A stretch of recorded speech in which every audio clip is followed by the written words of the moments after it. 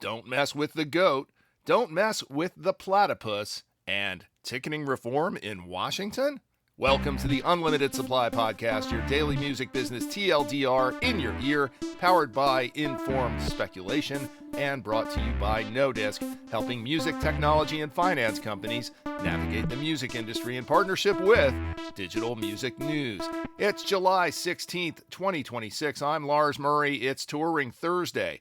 But before we hit the road, well, this week features a clash between a relentless, unstoppable force and the greatest of all time, the GOAT. No, I'm not talking about the upcoming World Cup final, Spain, the unstoppable force versus the GOAT, Lionel Messi. Nope, the AI version of that clash, the relentless, unstoppable force they call Anthropic versus the music industry legal GOAT, Donald Passman. If Donald Passman's name does not ring a bell, you fail Music Industry 101. He literally wrote the book. It's called All You Need to Know About the Music Business, and it was plopped on my desk very early in my career by my first boss, Don Rose. Thank you, Don. And I plowed through it dutifully. Pretty essential reading if you want to understand exactly what you are doing every day.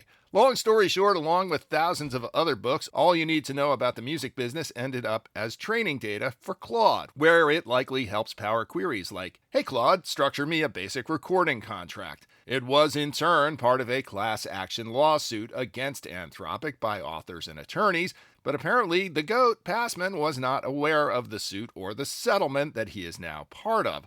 Paul Resnikoff over at Digital Music News has a detailed explanation of how Passman wants to get out of that settlement, likely because he thinks he can do better, he is after all the GOAT, and how Anthropic does not want to let that happen. And as England found out yesterday, when the GOAT decides to attack, you'd best pay attention. Don't mess with the GOAT. We all know things are a little different in Australia. The rest of the world has lions and tigers and bears and raccoons. Australia has giant birds, bouncing marsupials, and egg-laying venomous mammals. Another thing that appears to be setting Australia apart from the rest of the world is an emerging set of AI policies. Usually when it's time to regulate American companies marching across the globe with little heed to the wreckage they're causing, the impetus comes from Europe. But Australia, for the second time recently, has entered the chat. The other time was around social media. This week, Prime Minister Anthony Albanese outlined a set of AI policies aimed at protecting Australians and presumably also those giant birds, bouncing marsupials, and venomous egg-laying mammals from the worst parts of AI. Why does this matter, after all, happening on an isolated continent far, far from home? Well, in a globalized economy, restrictions in a significant market like Australia can become the tail that wags the dog of other countries. After all, you don't want to have to retool everything just for the Australian environment. It took nature millions of years to do that with kangaroos and platypuses, so AI companies might not want to mess with the platypus. If the initiative gets through Australian Parliament, it could be the AI equivalent of California auto emissions regulations, which drive clean air for the rest of us. Dylan Smith has the story over at Digital Music News. All right, let's hit the road, or maybe let's hop on a plane over to that other English-speaking island, Great Britain, where the live music business has been facing challenges for a couple of years. Hundreds of music festivals literally have gone out of business over the last few years in the UK. The latest festival to crash out is the Heritage Live Festival, which happened at multiple large estates in the English countryside.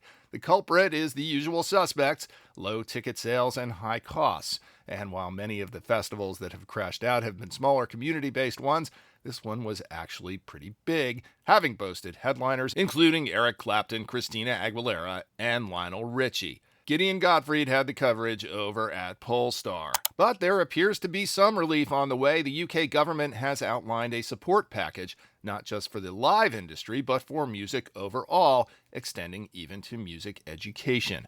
The initiative is called Turn It Up, which may not be the most original branding for a bill, but it rolls off the tongue fairly nicely. The bill includes all kinds of targeted support for things like those festivals, including debt forbearance, licensing reform, and a whole passel of targeted changes addressing challenges in the live industry. The initiative has the support of Association of Independent Music head G. Davy, which is pretty essential. Dylan Smith from Digital Music News had the coverage. Back in the USA in Washington, legislators approved a ticketing reform bill, including a price cap on secondary sales. What? How? Nothing's getting through Congress right now. Oh, wait, not Washington in terms of our nation's capital. Washington, D.C., the District of Columbia. I suppose it's a start. It'll be interesting to see whether this provides effective protection for DC shows and customers, or whether the likes of Live Nation will simply attempt to avoid this regulation by shifting bookings to Maryland and Virginia's suburbs. Fallout from the now on hiatus or probably defunct Pitchfork Music Festival continues. Turns out, as the good ship Pitchfork was sinking, one of the co-founders may have jumped the line in terms of dividing up what was left of the festival. The festival is suing co-founder Mike Reed over roughly $500,000 it alleges he wasn't entitled to siphon off. J.R. Lind has the story over at Polestar. And even closer to home, anyone who attends an event at Yankee Stadium knows that actually getting into the stadium is just one step short of going through airline security. And if you didn't know that already, plan ahead. Apparently, this constant tension point boiled over Sunday night when Jay-Z played the last show of his 3-night anniversary stand. Impatient fans with tickets were subject to impatient fans without tickets trying to rush the show, which resulted in a show delay. Apparently, Jay didn't get on until midnight. That's on a Sunday. The show was scheduled for 8 and didn't finish until 2. Good old-fashioned 70s style South Bronx chaos and mayhem. It takes me back.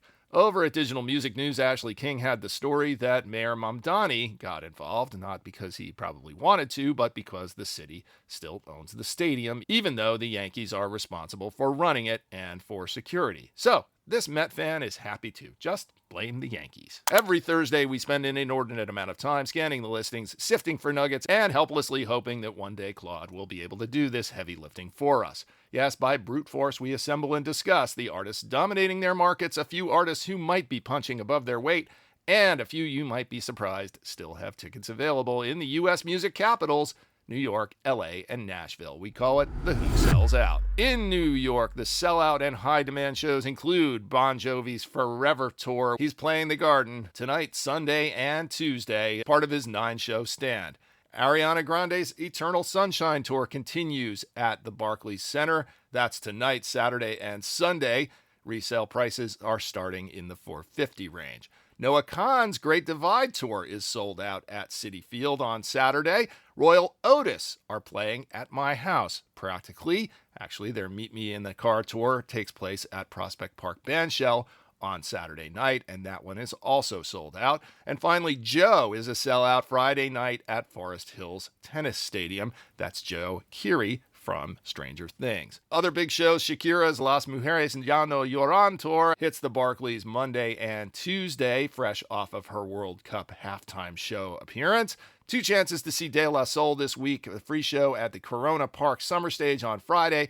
Then they're opening for Erykah Badu on Saturday at Forest Hills Tennis Stadium. Lots of tickets available for that one. Still tickets available for Breakaway Festival featuring Tiesto. That's Friday at the Under the Bridge Park over in Greenpoint. And for club shows, The Frights, You Are Going to Hate This 10th Anniversary Tour hits the Bowery on Saturday, and Lip Critic hits the Music Hall of Williamsburg tonight. In LA, nothing really sold out this week. Evanescence hits the Kia Forum Saturday night with Spirit Box and the Nova Twins. Still plenty available for that. Young the Giant, headlining over Cold War Kids, which is still a head-scratcher for me, also hits the Kia Forum. Rainbow Kitten Surprise with Spacey Jane, they hit the Greek on Tuesday.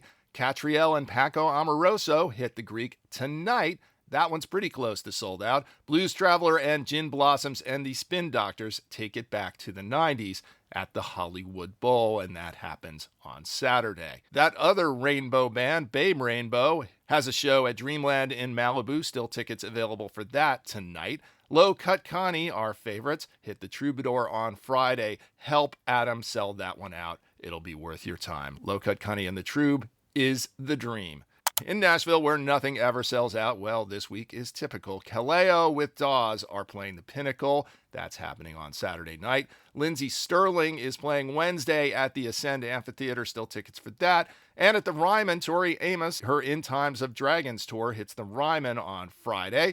Also at the Ryman, Kurt Vile and the Violators are playing on Saturday. Billy Bob Thornton with the Boxmasters on Sunday, and Ricky Skaggs with Kentucky Thunder on Tuesday. Tickets available to all of those shows at the Ryman. Getting to the club shows for all of your friends and neighbors fans, Hamilton Lighthouser of the Walkmen, who sings the theme song for that show, hits the Basement East. That's tonight. On Saturday, the place I would be is Be Your Own Pet with Heavy Cream, Wesley, and the Boys. That's Saturday at the Blue Room. And Feeble Little Horse is at the Basement East on Saturday.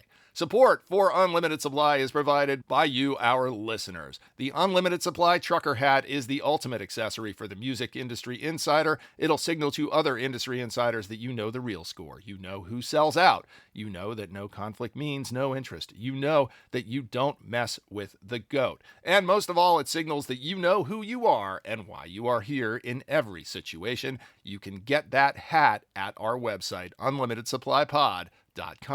If you like what you hear, please hit that follow button wherever you get your pods. I live for your praise and encouragement in person, but it helps a lot more if you drop us a rating and or a review on Apple Podcasts, YouTube, or Spotify, and tell a friend or three. Or follow us now on Substack. That's even better. Links are in the show notes, but you can also visit unlimitedsupplypod.com to sign up for our newsletter, to tell us what you think about the show, to suggest feature ideas, to feed us info, to feed us lunch, to call us out on our dubious assertions, and to tell us what we're missing out on. I'm Lars Murray, and remember, in this business, no conflict means no interest.